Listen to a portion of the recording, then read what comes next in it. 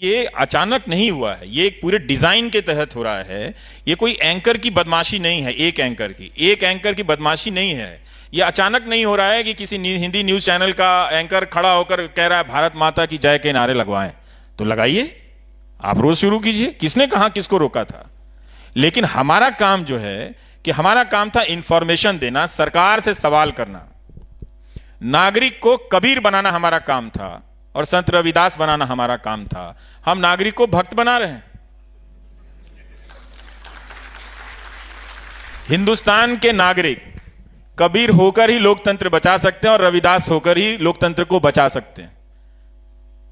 मतलब यही कहने का है कि आप में वो साहस होनी चाहिए, वो हिम्मत होनी चाहिए कि आप दैनिक स्तर पर रोजाना अपने धार्मिक कर्मकांडों को क्वेश्चन कर सकें और सरकार की हरकतों पर क्वेश्चन कर सकें। लेकिन रोज हमें बताया जा रहा है कि हमें यह नहीं करना है क्योंकि देश चाहता है। भाई, तुम अपने घर में अखबार 4 नहीं ठीक से पढ़ पाते हो, तुम सारे देश के बारे में कैसे जान गए कि देश क्या चाहता है? तो ये जो एंकर है, ये एंकर अब पत्रकार नहीं है, ये पॉलिटिकल पार्टी में इसका विलय हो गया है। एक एंकर की बात होती तो हम समझते कि ठीक है, भटका हुआ है या उसका अपना कोई एक नजरिया है वो रख रहा है। 50 से लेकर 60 और कई 100 चैनल ऐसे बैठ के चल रहे हैं। ये क्या हुआ है कि मीडिया में कभी भी इस तरह से, हम सब अपने अपने मजहबों को मानने वाले लोग हैं और कोई हिंदू है, कोई मुसलमान है, कोई यहाँ सिख हैं, कोई जैन है, कोई बौद्ध है, सब अपने अपने धर्मों के मानने वाले लोग हैं। लेकिन इस मीडिया ने एक तरह से वो ऐसा कभी भी दौर नहीं आया कि हिंदुस्तान का मीडिया ऑफिशियली हिंदुत्व का मीडिया बन गया। वो हिंदू धर्म और हिंदुत्व में बड़ा फर्क है। वो उसकी राजनीतिक शाखा बनाकर हिंदू धर्म का इस्तेमाल करने वाले कुछ लोगों का समूह है जो हिंदुत्व का इस्तेमाल करते हैं। हिंदू धर्म अलग है जो हम और आप दैनिक आचार व्यवहार करते हैं। तो एक पूरा एक गिरोह बन गया और उसने लेजिटिमाइज किया है कि धमकियों को, गाली को, सवाल पूछने की परंपरा को हम खत्म करके दिखा सकते हैं। वो उसने कर दिया है। हालत यह है कि 10 लोगों से मिलता हूं तो 10 के 10 ये सवाल होते हैं कि आप बोल कैसे लेते हैं, हमें बड़ा डर लगता है। तो जो मीडिया ये संभव करके दिखा दिया कि आपको आधिकारिक रूप से आपातकाल लगाने की जरूरत नहीं है, हम ये काम कर देते हैं आपके बदले। आप रैलियां करें 1 जनवरी से लेकर 100 तक, जो भी चुनाव आचार संहिता तक, आप 100 रैलियां कर लें। हम अलग अलग विचारधाराओं की बात करते हैं। दुनिया के सभी देशों में अलग अलग विचारधाराओं की राजनीति हो रही है। उदाहरण के तौर पर अगर हम यूएसए को लेते हैं तो वहाँ की जो मीडिया है उसमें बहुत क्लियर, ट्रांसपेरेंट मामला है। जो रिपब्लिकन्स के साथ में है उन्होंने भी अपना साफ कर रखा है जो नज़रिया है कि हम रिपब्लिकन्स को सपोर्ट करते हैं या हम इस विचारधारा से सहमत हैं। डेमोक्रेट्स अपनी विचारधारा से सहमत है और मीडिया का एक तबका है जो इस चीज़ के साथ ट्रांसपेरेंसी बरतता है। हिंदुस्तान में अलग अलग विचारधाराएँ हैं, पॉलिटिकल आइडियोलॉजीज़ हैं, पर ऐसी मैच्योरिटी भारत की मीडिया में नहीं है कि वो साफ ट्रांसपेरेंसी बरतते हुए कह दें कि वो निष्पक्ष नहीं है, वो बायस्ड हैं या वो फलानी विचारधारा को सपोर्ट करती हैं। ये मैच्योरिटी भारतीय मीडिया में नहीं दिखाई पड़ती। इसकी क्या वजह लगती है? कारण ये है कि हमारा मीडिया धीरे धीरे उदारीकरण के बाद अगर आप देखें तो अपना स्पेस वो गंवा रहा था। वो उस कमजोरी के ढलान पर पहले से था। जब शमशानों में रिपोर्टर पहुंच गए थे, स्वर्ग की सीढ़ी ढूंढ लाए थे। अब ढूंढी लाए थे तो मंगलयान पे इतना खर्चा क्यों कर रहे हैं? सीढ़ी लगा के चढ़ जाइए ऊपर, है कि नहीं? जाके वहां पे जो भी रखा हुआ है, दही वही रखा हुआ है, उतार लाइए। तो ये चल रहा था, टेलीविजन चैनलों पर चल रहा था। तो हम सब उसको खत्म करने में लगे हुए थे। मीडिया का जो एक बेसिक स्ट्रक्चर होता है वही ध्वस्त हो गया। तो अब ये मीडिया नहीं है जिसे हम मीडिया समझते हैं, ये दुकान और सामान है राजनीतिक दल का। अभी तो एक ही दल का है ज्यादातर और एक ही नेता के प्रति समर्पित है। मैंने इतना समर्पण हमने किसी सरकार और किसी नेता के प्रति मीडिया को हमने कभी नहीं देखा था। तो उसका पूरा ढांचा ध्वस्त हो गया, उसकी पूरी बुनियाद बदल दी गई, उसको हटा दी गई। उसका कारण यह था कि पहले बहाना लिया गया कि हमको इससे रेटिंग मिल रही है, मतलब हमको इससे रेवेन्यू मिल रहा है। तो भाई उस रेवेन्यू का तुम क्या किया कि और गिरते चले गए? ना तो आपने रिपोर्टिंग पर खर्च किया, ना आपने न्यूज गैदरिंग के संसाधनों पर वो पैसा खर्च किया।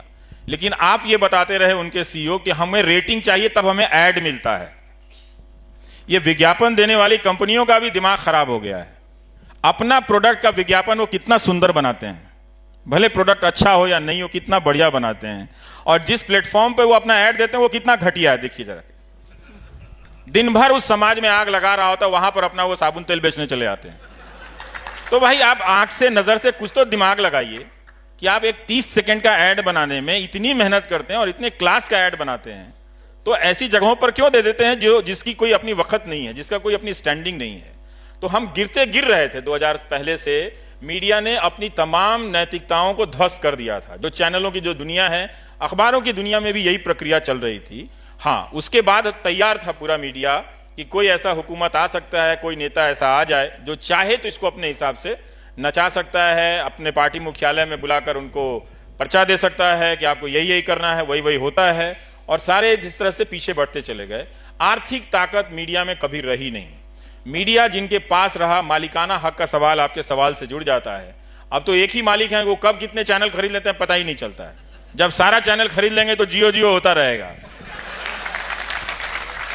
तब कहां जाएंगे आप? तो वो सब खरीद रहे हैं। तो ये एक सवाल है कि देखिए, अभी तक हम डेमोक्रेसी के सवाल को बहुत ही लापरवाही से लेते आए। हमने उस सवाल को टाल दिया करें। नेहरू जी लड़े थे, गांधी जी लड़े थे, पटेल साहब लड़े थे। हमको उनके याद करने के नाम पर सिर्फ उनका जन्मदिन मनाना है और पुण्यतिथि मनानी है। लेकिन हमने अपनी भूमिकाएं स्थगित कर दी 90 के दशक के बाद से, जब यह उदारीकरण आया कि हाँ, हम इस डेमोक्रेसी को बनाना भी है, इसको लेके चलना है। तो इसकी सारी संस्थाएं हमारे सामने ध्वस्त होती चली गई। तो आज क्या हुआ कि अमेरिका का आप उदाहरण दे रही हैं, उसी अमेरिका में न्यूयॉर्क टाइम्स का 70% रेवेन्यू सब्सक्रिप्शन से आता है, लोग देते हैं, और वो कई $1 बिलियन का रेवेन्यू है। तो न्यूयॉर्क टाइम्स जो है उस महंगे देश में अपने राष्ट्रपति का मुकाबला कर पाता है। वॉशिंगटन पोस्ट छाप देता है कि हमारे राष्ट्रपति 700 दिनों में 7,000 से ज्यादा झूठ बोल चुके हैं। यहां तो वो गिनने की मीटर नहीं है।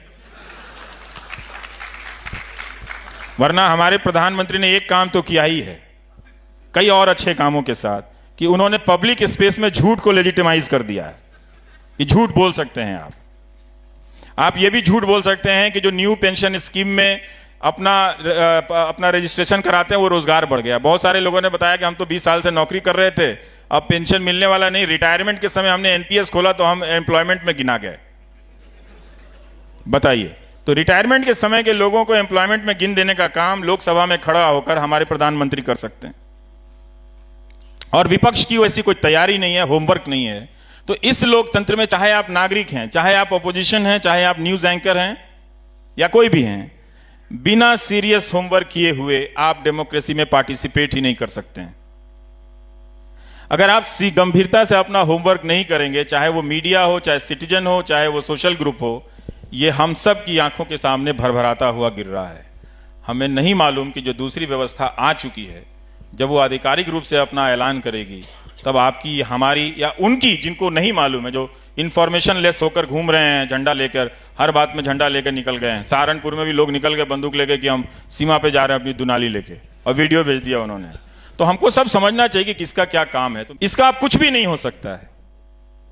ये हिंदुस्तान के सबसे ताकतवर नेता की जूती बनकर रह गया है। आप इसे क्यों सर पे उठा रहे हैं? आप नागरिक हैं, मत उठाइए। मैं ये बात किसी अतिरेक में नहीं कह रहा आपसे। आप खुद भी चैनलों को देखिए कि कैसे वो एंकर चिल्ला रहा था कि तेंदुलकर बोल क्यों नहीं रहा है। अरे भाई, तुमसे बोला नहीं जाता, सरकार से सवाल नहीं पूछा जाता, तुम तेंदुलकर से पूछ रहे हो।